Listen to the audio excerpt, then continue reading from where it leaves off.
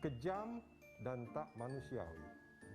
Rasanya tak ada kata yang lebih tepat selain itu untuk menggambarkan perbuatan Kolonel Priyanto beserta 2 orang kopral yang membuang 2 remaja ke Sungai Serayu.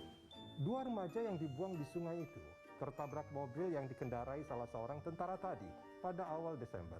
Bayangkan, lokasi kecelakaan di Jalan Raya Nagrek, Kabupaten Bandung, Jawa Barat. Alih-alih membawa korban ke rumah sakit, 3 tentara itu malah membuang mereka. 1 orang ditemukan di Sungai Serayu yang masuk wilayah Cilacap. Seorang lagi ditemukan di Sungai Serayu wilayah Banyumas. Keduanya dalam keadaan tak bernyawa.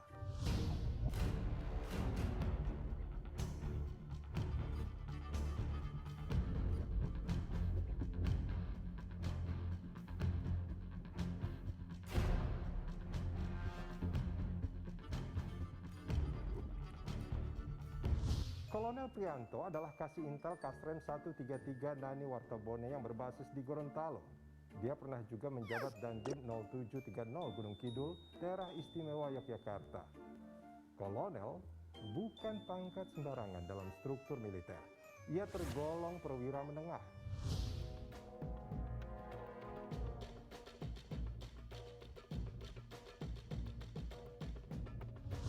Tapi apapun pangkatnya, semua harus sama di depan hukum.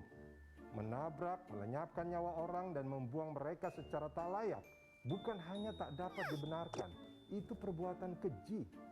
TNI telah mengumpulkan tim penyidik dan auditor militer untuk menuntut 3 prajurit tadi. Ketiganya akan dimintai pertanggungjawaban lewat pengadilan militer. Per hari ini penyidik baik dari Angkatan Darat maupun TNI akan menetapkan mereka sebagai tersangka. Dan karena ada usaha-usaha untuk berbohong, oleh karena itu dari 3 ini ya, ini kan kita periksa sejak awal. Kalau Kolonel P ini kan awal kita periksa setelah kita dapat info dari Polresta Bandung, kita lakukan pemeriksaan memang di satuannya, di Gorontalo. Nah itu sudah mulai ada usaha-usaha untuk berbohong. Tuntutan sudah kita pastikan karena saya terus kumpulkan semua tim penyidik maupun auditor, kita akan lakukan penuntutan maksimal seumur hidup. Walaupun sebetulnya pasal 340 ini memungkinkan hukuman mati, tetapi kita ingin sampai dengan seumur hidup saja. Itu tuntutan. Pernyataan Panglima TNI melegakan, tapi apakah pengadilan militer akan berlangsung terbuka dan mudah diakses warga? Apakah pengadilan militer masih tepat untuk mengadili tentara yang melakukan tindak pidana umum? Soal ini kita pernah punya cerita muram. Pada Februari 2020, seorang warga sipil bernama Jusni disiksa 11 anggota TNI di Tanjung Priok, Jakarta. Jusni akhirnya meninggal dunia dengan tubuh babak belur.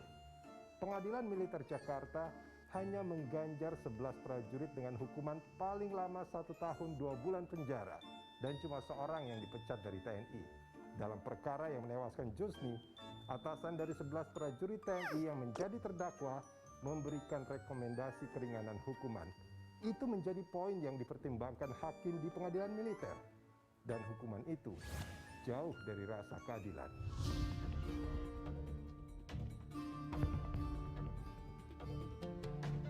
Nah ini yang kemudian juga untuk memberikan hukum yang sama bagi seluruh warga negara Indonesia ketika melakukan suatu tindakan kejahatan atau perbuatan pidana, mestinya kan diterapkan hukum yang sama gitu kan. Karena ini perkaranya tadi tidak ada kaitannya sama sekali dengan kedinasan. Seperti perkara yang terjadi di Nagrek, ini kan tidak ada kaitannya sama sekali dengan dengan institusi TNI ya, dengan kedinasan dia sebagai prajurit TNI.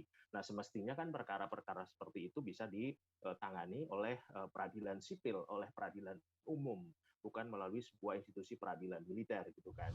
Pada 2017 lalu, Wahyudi Jafar dari Elsa mengusulkan hanya perkara yang menyangkut kedinasan seperti disersi, mengambil sesuatu dari markas TNI, atau berkhianat saat perang yang diadili di pengadilan militer. Adapun jika seorang anggota TNI melakukan perkara di luar barak, mestinya dibawa ke pengadilan umum.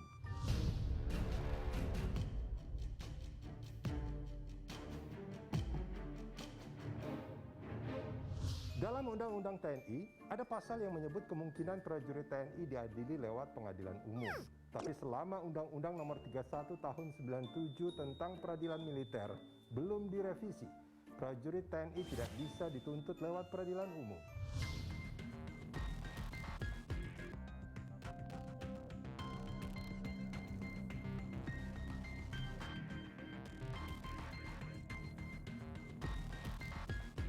Masalahnya lagi, undang-undang produk Orde Baru itu tidak tersentuh. DPR periode 2004-2009 sempat membahas rencana revisi, tapi gagal.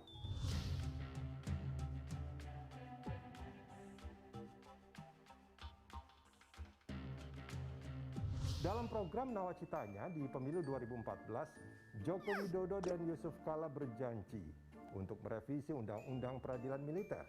Tapi hingga kini, janji itu masih menjadi utang.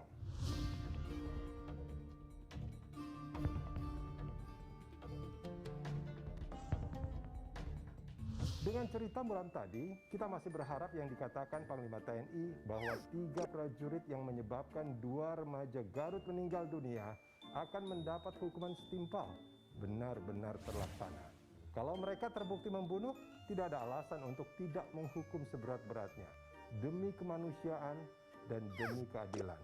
Dan juga demi martabat institusi TNI, karena tentara mestinya menjadi pelindung rakyat, bukan justru membunuhnya.